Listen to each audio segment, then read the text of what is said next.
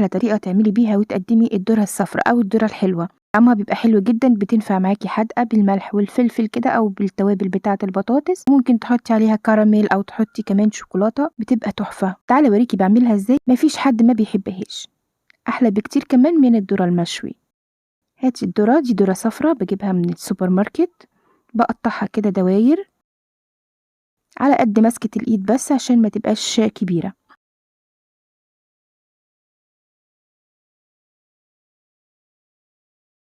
مية بتغلي على النار، بحط فيها حتة زبدة صغيرة عشان الذرة تشرب من ريحة الزبدة وتبقى طعمها حلو وغني كده، وبسلق الذرة.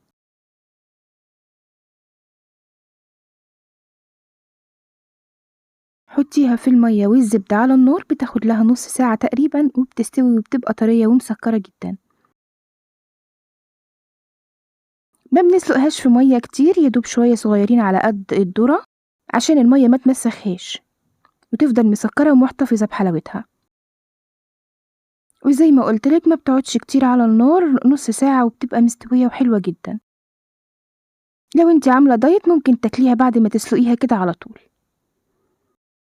حتة زبدة بقى في طاسة على النار ونسيحها كده ونبدأ نحمر الذرة، والخطوة دي بتديها طعم تاني وبتاخدها في حتة تانية خالص، بتبقى دسمة كده وريتشي وطعمها جميل جدا. حمريها بقى كده لحد ما تاخد لون ذهبي وتبدأ تتشوح شوية كده زي الذرة المشوي، تاخد لون أحمر وبنخرجها.